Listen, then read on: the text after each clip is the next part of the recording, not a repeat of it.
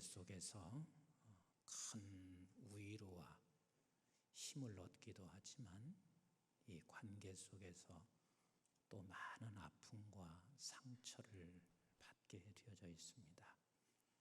그런데 많은 상처와 아픔을 겪게 하는 그 원인 중에 하나가 관계를 할 때마다 너와 나와의 관계가 수단이 되어지는 것이 결국은 상처를 주게 해요. 대다수의 많은 사람들은 너와 나와의 관계가 수단이 돼요. 수단이라고 하는 말은 결국은 너와 내가 관계에서 내 득을 얻겠다는 생각을 하는 겁니다. 그런데요, 사람과의 관계에서 수단이 되는 사람은 단순하지 않습니다. 하나님과 나 사이에도 수단이 된다는 사실을 놓치지 마셔야 돼요. 오늘 본문은 저에게도 깊게, 내 가슴 깊게 하나님이 주시는 말씀이기도 하고 여러분들과 오늘 이 시대의 한국교회에 들려주시는 말씀이기도 합니다. 한 미가의 가정이 있었습니다. 그 미가의 가정에 젊은 청년 하나가 그 집에 오게 됐습니다. 네가 누구냐 물었습니다. 그랬더니 나는 레위 지파 사람이라. 근데 실제는 레위 지파 사람이 아닙니다. 어찌 보면 이는 거짓으로 말을 했을 것입니다. 그래서 이 미가의 집에서 그에게 이렇게 말을 합니다. 당신이 우리 가정에 제사장으로 머물러 있게 되면 내가 은 10개와 그리고 의복 1벌 1년 내내 당신을 먹여 살리겠다. 그래서 그 청에 이 청년은 제사장으로 응하게 됐습니다. 그리고 미가 가정에 신당을 차려놓고 그가 날마다 아마 기도하고 그랬겠죠. 해서 미가가 이렇게 말을 합니다. 이제는 여호와께서 우리에게 큰 복을 주실 것이라. 이게 오늘 본문의 내용입니다.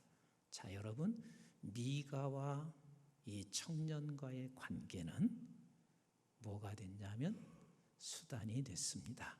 미가는 저가 제사를 드려줌으로 말미암아 내가 이 세상에 복을 받는 것이고 또 이 청년은 이 집에 있어서 내가 먹고 사는데 걱정할 이유가 없습니다.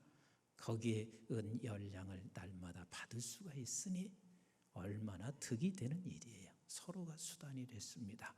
그렇게 수단이 된 저들은 미가도 하나님과의 관계 그리고 이 청년도 하나님과의 관계는 결국 수단입니다. 근데 이런 모든 수단이 결국 끝은 망하게 돼요. 이제 다음 주에 설교를 이어서 가서 하겠지만 18장에 들어가면 이 레위인은 미가 집을 배신하고 더 좋은 곳을 가지고 떠나가게 돼요.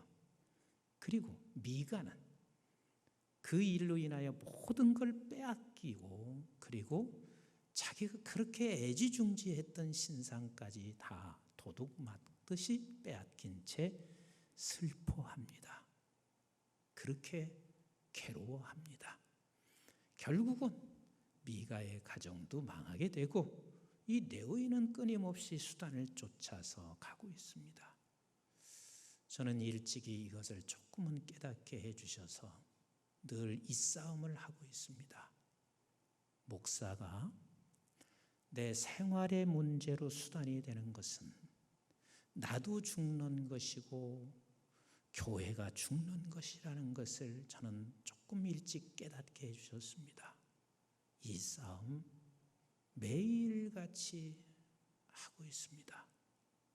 싸움을 매일같이 한다는 이야기는 나도 모르는 사이에 내가 목양지는 결국은 수단이 될 수 있기 때문에 그렇습니다. 그래서 에스겔서 34장 7절로 10절에 보면 이스라엘의 모든 제사장들이 당신이 제사장으로 있으면서 이스라엘이 당신의 먹을 양식과 그리고 삶을 살아가는 일의 수단이 됨으로 말미암아 하나님께서 얼마나 슬퍼하시고 그리고 이스라엘 백성들에게 재앙을 내리신다는 것을 말씀하시고 미가서 3장 5절로 6절에도 동일한 말씀을 그리 하시고 계십니다. 이게 얼마나 큰 범죄인지 우리는 모르고 있습니다. 세상 사람들은 당연히 수단으로 만나고 수단으로 살아갑니다. 그러나 하나님의 사람은 그게 아니어야 되고 달라야 되고 적어도 이 싸움을 우리가 놓치지 않아야 되는 거예요. 왜 세상 사람들에게는 당연히 이렇게 살아갈 수밖에 없냐면 세상 사람들은 너나 할 것 없이 모두가 다 이 세 가지에 빠져 있어요. 하나는 뭐냐면 개인주의에 빠져 있습니다. 개인주의라 하는 말을 여러분들이 정확하게 무슨 말인지를 이해를 할 수 있도록 제가 조금 설명해 드릴게요. 두 가지 선택이 있어요. 근데 두 가지 선택 중에서 이쪽을 선택할까 이쪽을 선택할까, 이 사람을 선택할까 저 사람을 선택할까 할 때 자기 유익을 먼저 생각하는 게 이기주의예요. 그럼 하나님의 사람들에게는 무엇을 어떻게 하기를 원하냐면 이거 두 가지를 선택할 때 먼저 하나님께 유익이 되나를 선택하는 거예요. 이게 얼마나 우리에게 큰 복인지를 우리가 다 놓치고 있어요. 자기 유익을 생각하고 선택하는 길은 같이 합시다. 망하는 길이다. 나도 망하고 다른 사람도 망하게 하는 길이에요. 그러나 이 두 선택의 여지 길에서 하나님이 유익을 생각하며 선택하는 것은 내가 지금은 당장 죽는 것 같지만 또 죽는다 해도 내가 살고 사람을 같이 살리는 거예요. 우리 예수님께서 그것을 우리에게 오셔서 보여주셨습니다. 예수님 그리스도께서 내가 십자가에 달려 죽을 수도 있고 안 죽을 수도 있습니다. 이 두 가지 기로에 서 있고 이 선택 앞에서 예수님은 겟세마네 동산에 올라가서 밤새 기도한 것은 본인이 싸우신 거예요. 하나님 앞에 밤새 기도했습니다. 그리고 그는 십자가에 달려 죽는 것을 선택합니다. 왜 선택했죠? 하나님이 이것이 유익이 된 것을 주님은 아시기 때문에 이걸 선택했단 말이에요. 예수님은 죽으셨어요.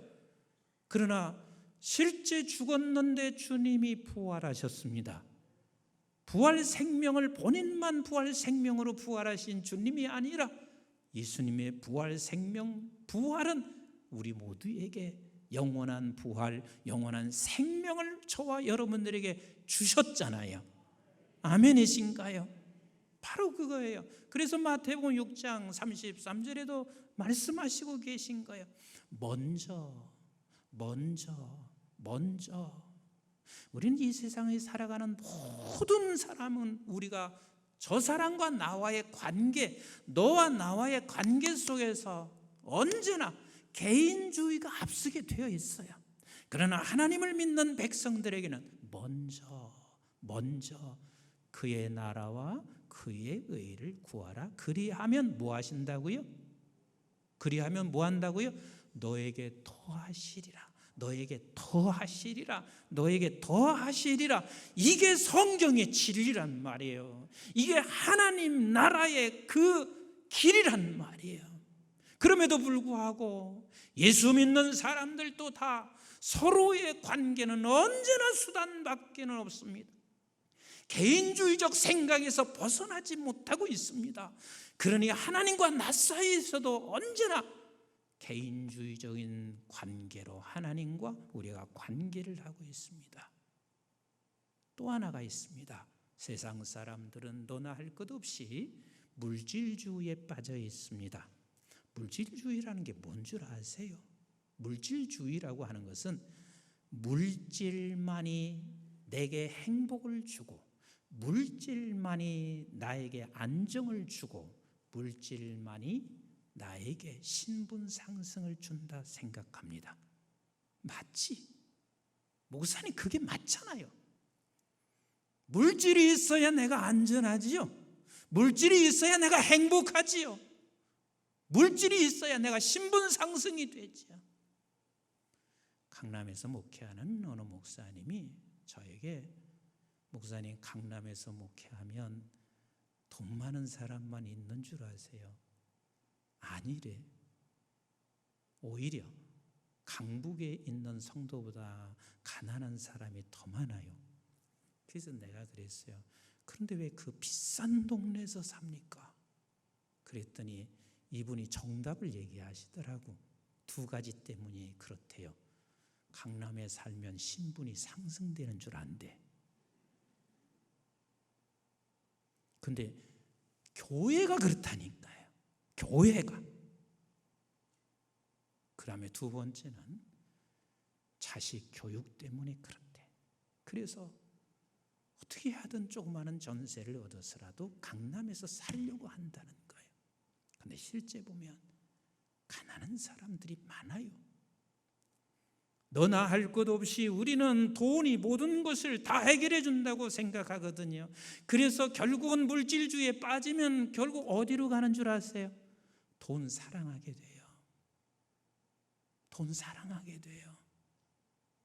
근데 돈 사랑하면 그게 내가 사는 길인가? 아니요. 디모데후서 3장 1절부터 이렇게 말씀하시고 계십니다. 너희가 고통하는 때가 온다. 고통하는 때가 온다. 그때가 언제인 줄 아느냐? 자기 사랑하고 돈 사랑하고 쭉쭉쭉쭉 설명하시고 계세요. 그게 바로 고통하는 때라는 거예요. 하나님께서는 우리에게 분명하게 말씀하시고 계십니다. 너희가 여기서 빠져서는 안 돼. 그러면 하나님과 나 사이는 수단의 관계고, 그리고 더 나아가서는 우리 사람과 사람 사이에도 수단의 관계밖에는 되지 않아. 그래서 하나님께서 우리에게 이렇게 말씀하시는 거예요. 네가 물질이 안정한 줄 아냐? 물질이 너에게 행복을 주는 줄 아느냐? 물질이 너에게 신분 상승을 하는 줄 아냐? 아니다. 우리 한번 시편 16편 1절부터 한번 같이 5절까지 읽어볼까요? 시작. 하나님이여 나를 지켜주소서. 내가 주께 피하이나이다. 주께만 피한대. 내가 피할 곳은 주님밖에 없대. 왜요? 2절 시작. 내가 여호와께 아뢰되 주는 나의 주님이시오니 주 밖에는 나의 복이 없다 하였나이다. 주 밖에 나의 복이 없다 하는 말은 주 밖에 내가 행복함이 없어요. 주 밖에는 나에게 안전한 게 없어요. 주님 아니고는 내가 신분이 다른 신분으로 바꿔질 수 있는 것은 주님밖에 없어요. 이 고백이 저와 여러분들의 고백되시기를 주의 이름으로 축복합니다. 3절에 또 이렇게 말씀하시고 계세요. 시작. 땅에 있는 성도들은 존귀한 자들이 나의 모든 즐거움이 그들에게 있도다. 보세요. 하나님과 수단 관계가 아닌 주님만이 나에게 행복이요 주님만이 나에게 안전을 준다고 하는 사람들은 결국 이 땅에 있는 성도들 역시 존귀한 자요, 그리고 그들과 함께 즐거움이 된다 라고 말하고 있어요. 4절 시작. 다른 신에게 예물을 드리는 자는 괴로움이 더할 것이라. 나는 그들이 드리는 피의 전제를 드리지 아니하며 내 입술로 그 이름도 부르지 아니하리라. 나는 절대로 다른 신을 부르지 않는다. 여러분, 다른 신을 여러분들은 부르지 않는다는 말을 이렇게 단순하게 생각하고 있습니다. 나는 용마산 어디 가서 내가 다른 신 부르지 않아.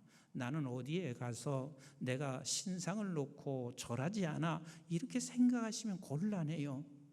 우리는 내가 물질주의에 빠져서 돈을 사랑하면 그게 신이 되는 거예요.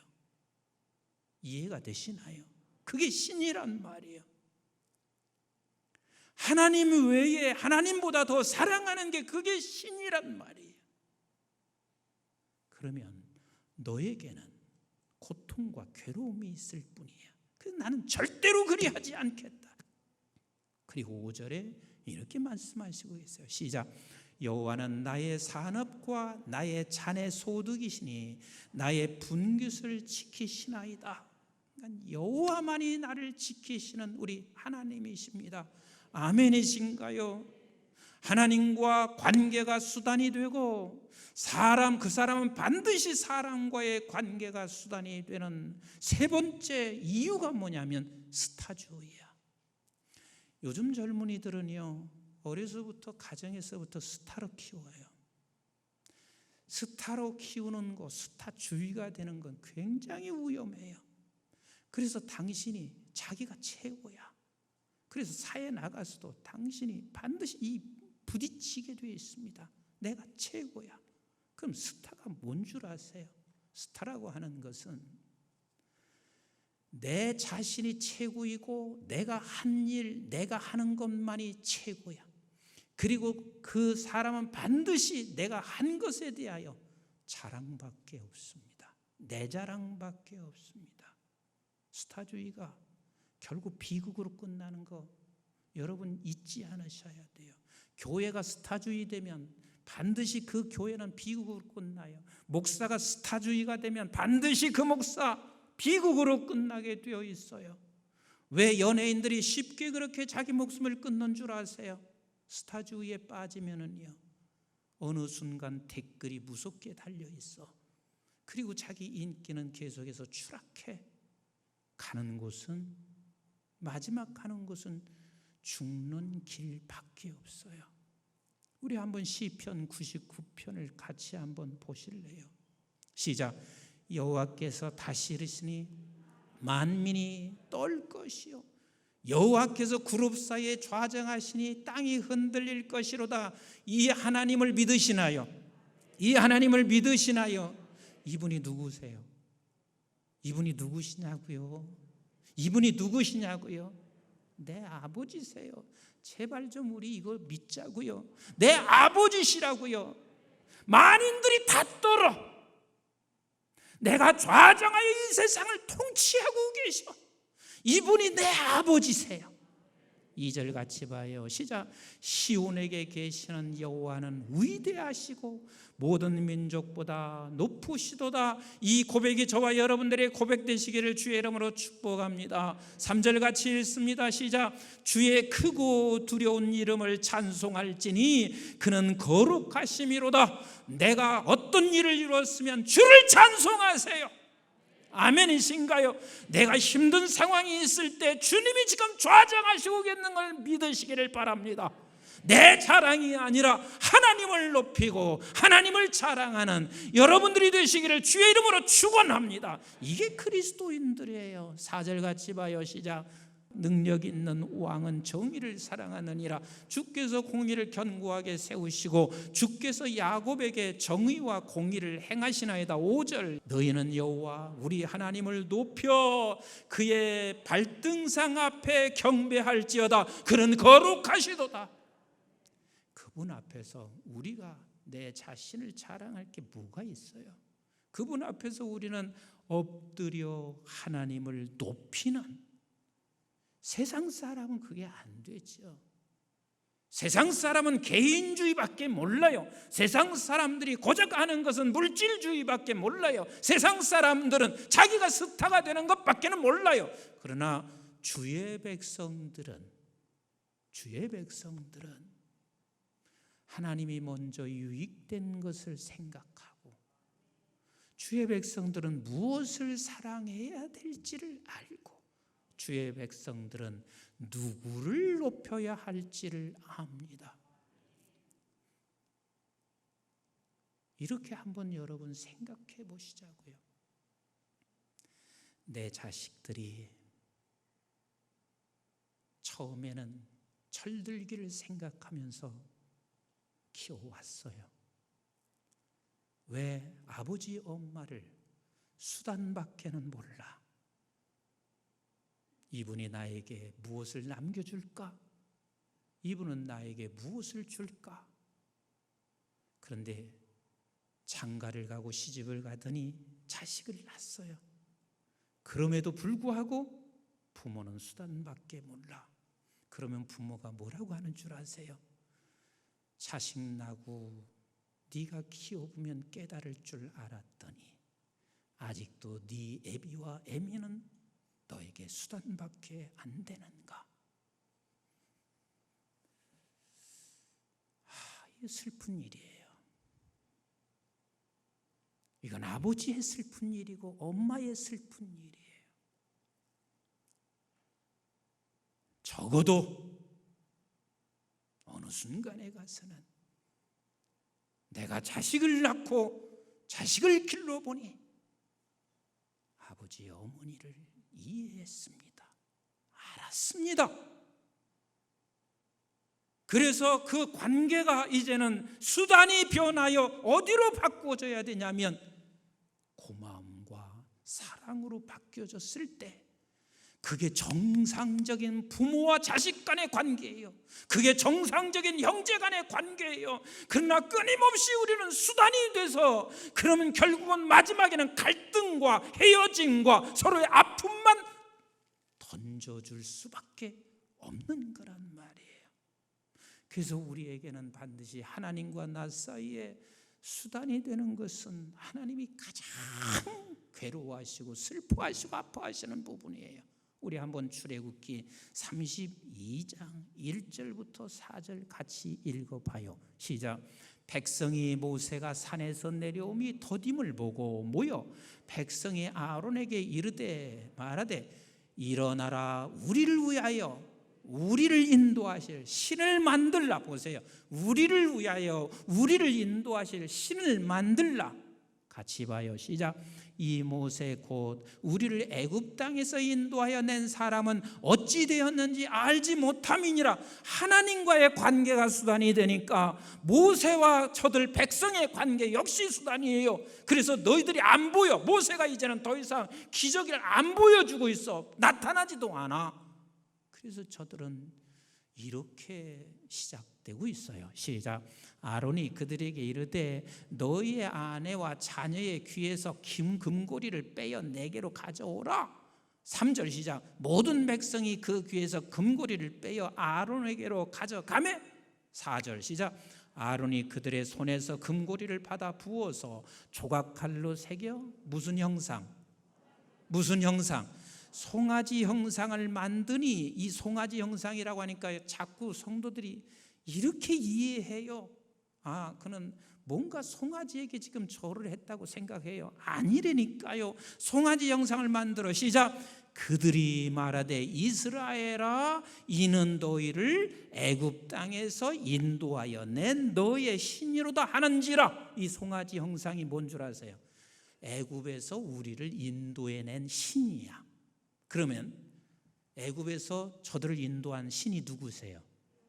여호와 하나님이에요. 근데 그 하나님을 뭘로 형상화시켰냐면 송아지로 형상화시킨 거란 말이에요. 근데요, 잘 들으세요. 이런 이야기하는 것을 여러분들이 아파하시면 안 돼요. 한국교회 자기 마음속에 다 송아지 형상을 갖고 있는 거, 우리 아버지께서 얼마나 탄식하는 줄 아세요? 내 형상에, 내 속에 분명히 하나님 섬겨요. 그런데 송아지 형상을 내 가슴에 다 가지고 있어요. 그럼 송아지 형상은 뭐냐면 나를 위하여, 나를 위하여, 자기 유익을 위하여. 그러니까 하나님과 나 사이에 수단밖에는 없어요. 수단밖에 없어요. 그러면 그게 하나님을 자꾸 믿는다 하지만 내 안에는 송아지 형상을 갖고 있는 거라. 하나님이 얼마나 슬퍼하시는지, 하나님께서는 이 슬픔이 결국은 오늘날 어쩌면 코로나로 인하여 한국교회가 깨닫기를 원하시고 계시는지 몰라요. 우리 한번 보세요. 출애굽기 32장 30절부터 보세요. 시작. 이튿날 모세가 백성에게 이르되 너희가 무슨 죄를? 큰 죄를 범하였도다. 여러분, 송아지 형상이라니까 송아지한테 하는 게 아니라니까요. 저들은 하나님인데 송아지야. 그게 큰 죄를 범하였도다. 시작. 내가 이제 여호와께로 올라가노니 혹 너희를 위하여 속죄가 될까 하노라 하고, 모세가 여호와께로 다시 나아가 여짜오되 슬프도소이다. 이 백성이 자기를 위하여 금신을 만들어 싸우니 큰 죄를 범하였나이다. 그러나 이제 그들의 죄를 사시옵소서. 우리 예수님의 지금 탄식이요, 성령의 탄식의 기도일 거예요. 나를 향해서, 한국교회를 향하여 성령이 지금 탄식하는 기도를 지금도 이렇게 하실 거란 말이에요.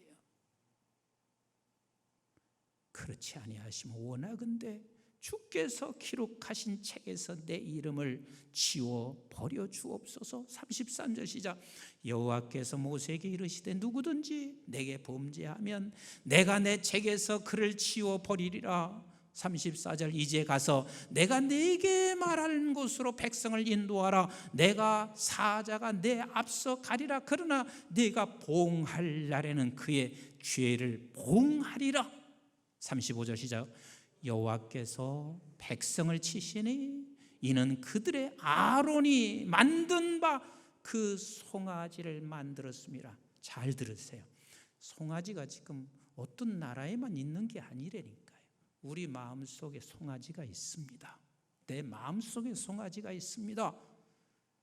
하나님을 수단 삼기만 하면 그 마음속에 송아지가 있다니까요. 반드시 응하리라. 네가 반드시 고통을 당할 때가 온다. 그러면 하나님의 백성들은 어떻게 해야 되는 줄 아세요? 자, 따라서 하시고 잊지 마세요. 같이 합시다. 복을 받은 자로 출발해라.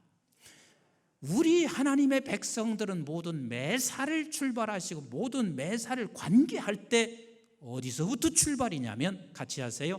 복을 받은 자로. 복을 받은 자로. 좀 한번 따라서 해보세요. 따라서 해보세요. 얼마나 주님이 탄식하는 줄 아세요? 다시 한번. 복을 받은 자로, 복을 받은 자로 출발하라. 복을 받은 자로 출발하면 모든 관계가 여유로 시작됩니다. 제가 초등학교 1, 2학년 때였습니다.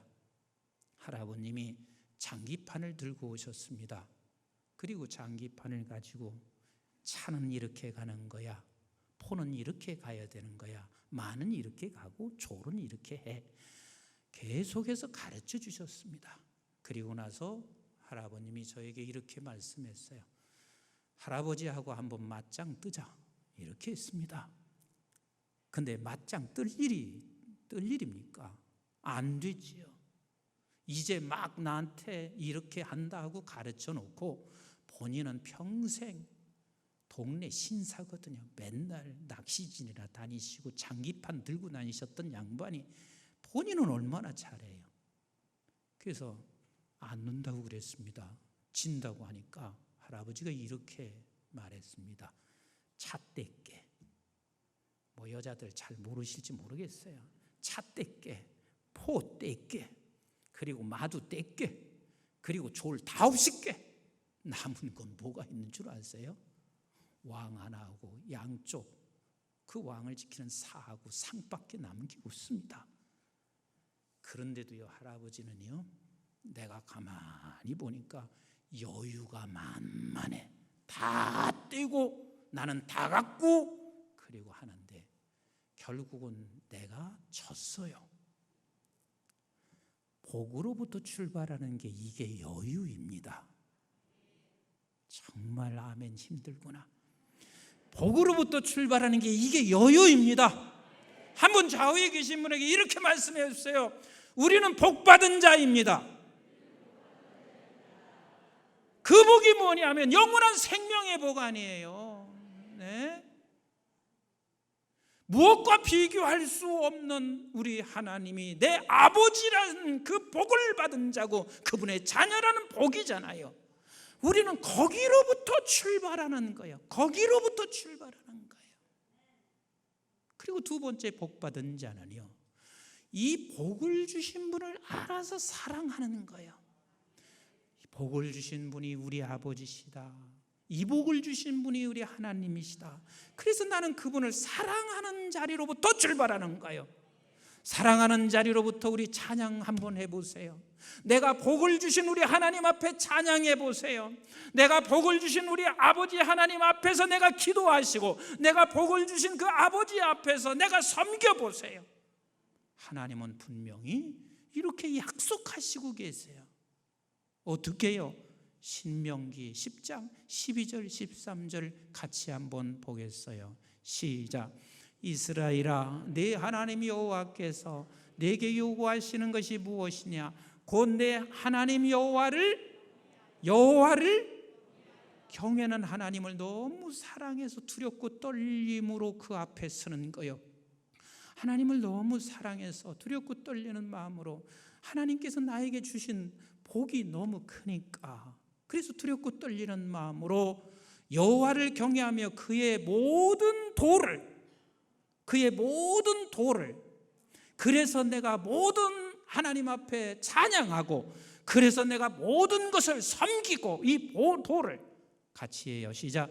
그를 사랑하며 마음을 다하고 뜻을 다하여 내 하나님 여호와를 섬기라 그리하면 너에게 이렇게 된다. 시작. 내가 오늘 내 행복을 위하여 내가 명하는 여호와의 명령과 규례를 지킬 것이 아니냐. 너에게 반드시 행복을 주신다고 약속하시고 계세요.